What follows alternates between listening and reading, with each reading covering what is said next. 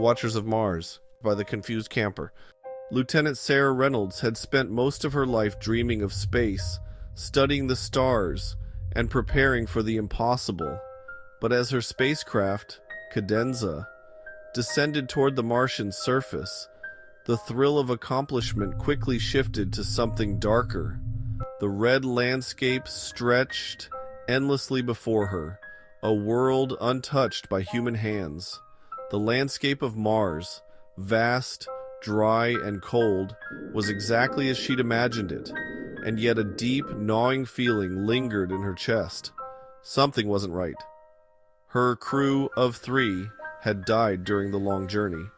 An unexpected failure of the life support system took them one by one, until Sarah had been the only one left.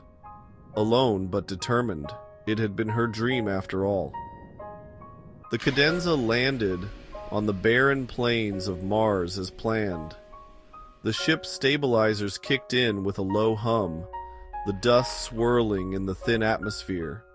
Sarah took a long breath in the silence of her cockpit before unbuckling her harness and preparing for her spacewalk. Her mission was simple: collect soil samples, assess the atmosphere, and find out if Mars had any chance of sustaining life. It was a job she'd been trained for, and a job she would do alone. Despite the odd sense of dread that clung to her, she set up her equipment, focused, methodical, anything to keep her mind occupied. The vastness of Mars was suffocating, but she reminded herself that she was here for a reason. The first human to walk on Mars. As the hours passed, a strange unease crept over her, creeping in like an unseen shadow.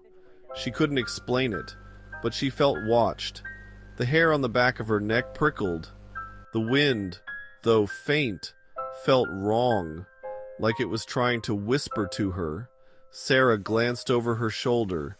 Nothing. She set down her sample jars and moved toward the horizon, checking her instruments along the way. As she walked, a strange ripple of movement caught her eye. Something large shifting across the distant dunes. Her breath caught. A shadow. The ground trembled beneath her boots as if something massive was moving just beneath the surface. Sarah's pulse quickened. She was no longer alone. A flash of movement. A creature, large and dark, loped across the Martian plain. It was 4-legged, but unlike anything she'd ever seen. Sarah froze. Her hand instinctively reached for the flare gun on her belt. More movement. From the shadow of a nearby rock formation, more shapes emerged. Control, this is Lieutenant Reynolds. I need backup. The creatures didn't rush. They didn't need to. The first one was closest now. Sarah's heart hammered in her chest. She took a step back, but the ground beneath her feet shifted. A crash came from behind her, a sound of something heavy being struck. The claws scraped the air beside her. She had to make it to the Cadenza. The only hope she had was getting back to the ship.